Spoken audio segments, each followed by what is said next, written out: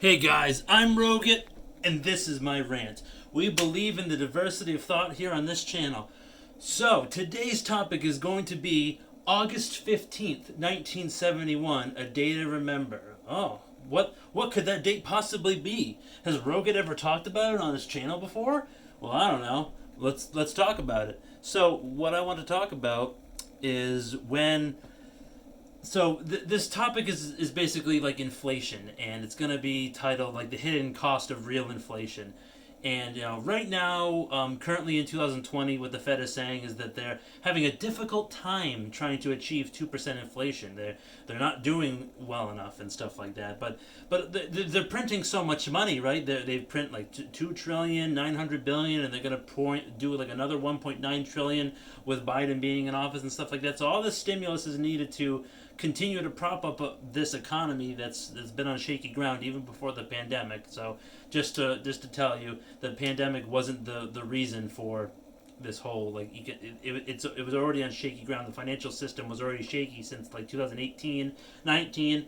So the Fed is lying, but they do say don't fight the Fed, and I tend not to fight it. I'm not like one of those people who are like, oh, end the Fed, but I do notice that they just say things to keep everyone calm, like everything's okay. I mean, everything, the sky isn't falling. Don't take this video as the sky is falling, but there is real inflation right now.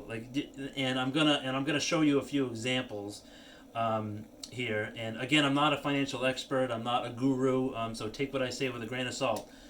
So, one thing that I want to talk about before I get into the date that I said was, see, like even when I go to Market Basket, groceries cost a lot more than they did a year ago, and I've noticed that, and that could be because there's still issues with the supply chain, I'm guessing, and stuff like that. But still, like that's inflation that you can see. Like do a little experiment. Go to your local grocery store 1 week and then check the prices in 2 weeks and see if they go up, or 3 weeks or 4. See what the fluctuation of the price is. That's just one example that I can think of off the top of my head. So the date that I said at the beginning of the video, August 15th, 1971, that's when good old Richard Nixon, Tricky Dick, it was so he decided to take us off the gold standard. So the U.S. government and the Treasury or the Federal Reserve, they could always print money, right? But with gold and precious metals being a hedge against inflation, that's why I own a lot myself, and I recommend that you do as well.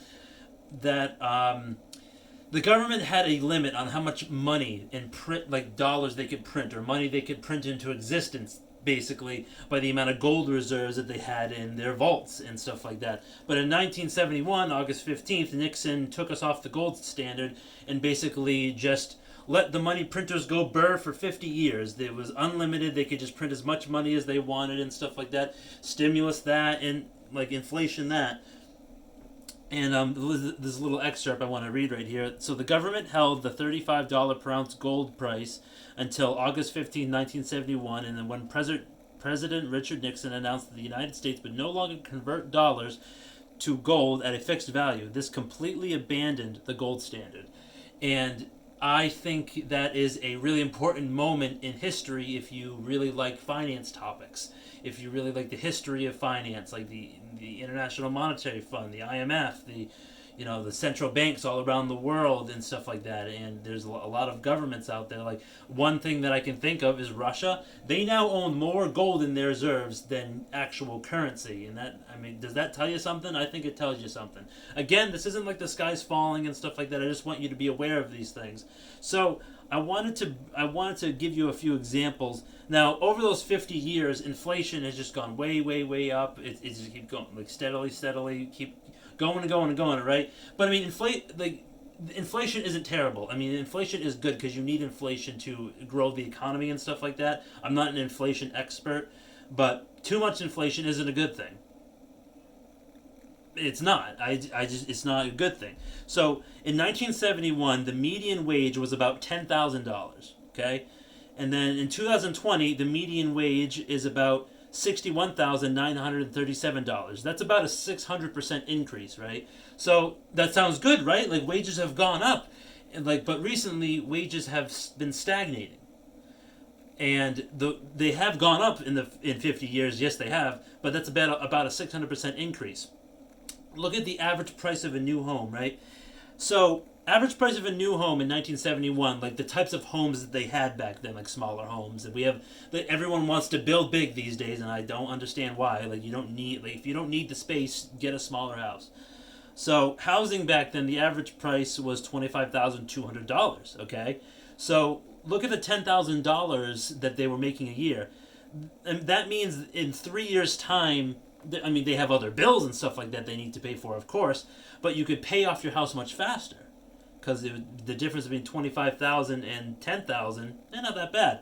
Okay, so now look at today in 2020. The average price of a new home is $280,000 and $600, and that's generous. I don't like around my area. You'd be lucky to get a house for that. I mean, I don't live in an affluent area. I mean, so that's that, and that housing is about an 1,100% increase. So that's almost double about what the wages grew in the past 50 years. So it's even more hard to get a home these days. If you have a great job or blah blah like this and that. I'm talking about the average Joe, someone like me, the ranting Rogat, making these videos on YouTube with a very small budget and stuff like that. Like I make these videos because it's interesting to me and I want to talk about them, but I don't see myself as, becoming rich or whatever. I see myself becoming successful, but there's things that people need to be able to afford. And what I'm saying is the hidden cost of inflation is all these other things have gone up when wages haven't really matched it. And that's what I'm trying to say about that date. That gold standard date was kind of like, in my opinion, kind of derailed a little bit of the system. That's just me. So next, I want to talk about cars. So the average price of a new car in 1971 was $3,742. And then in 2020, the average price of a new car is $38,635. So that's like more than half of your yearly income. So the average income in 2020 was $61,900, right?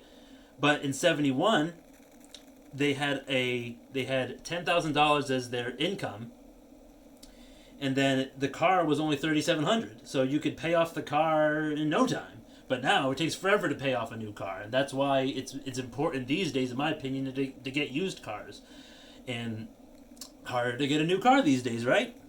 Hidden cost of inflation, and so that amount of inflation with the car prices, that's about 100 times more expensive than it was back in 1971.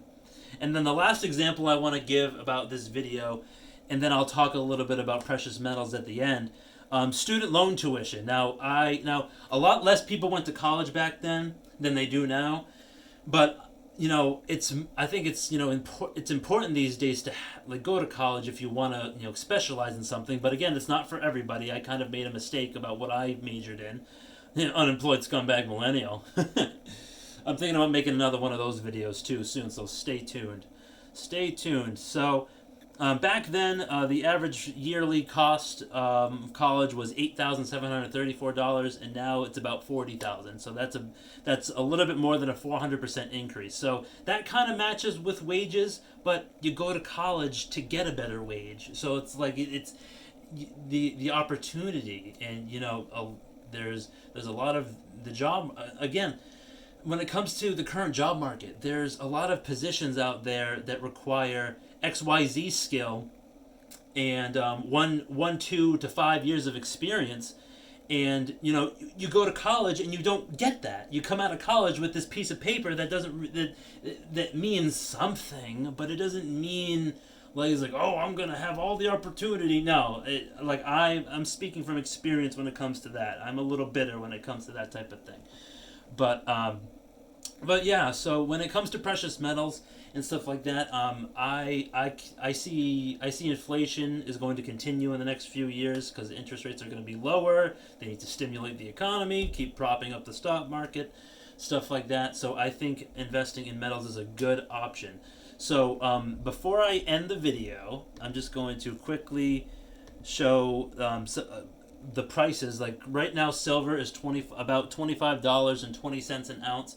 So it's still affordable. So you can still get it while it's on sale, and you can protect yourself from this inflation and stuff like that. And gold, it's off of its high, but it's right now it's about $1,855 an ounce. That's still really expensive for some people, but you can shift your focus into platinum. That's about $1,100 right now. So if you want to invest in a precious metal, that's a little bit. It's kind of like in between gold and silver. But I have mostly silver because it's affordability and the future uses and the demand for silver. I'm forecasting to go up and stuff like that. So I think you can't go wrong with that type of investment and stuff like that. You really can't.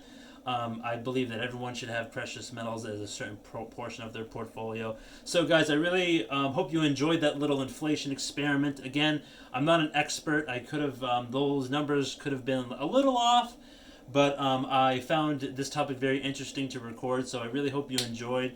So if you like content like this, I want you to hit that like button. And if you didn't like the content, if you didn't like me talking about metal so much, or doom and gloom, whatever you want to call it, just remember to smash that dislike button. It gives me a chance to improve, make better content, make more content, and then just get better overall at what I'm doing. Alright guys, have a great rest of the day. Stay safe out there, and I'll see you next time.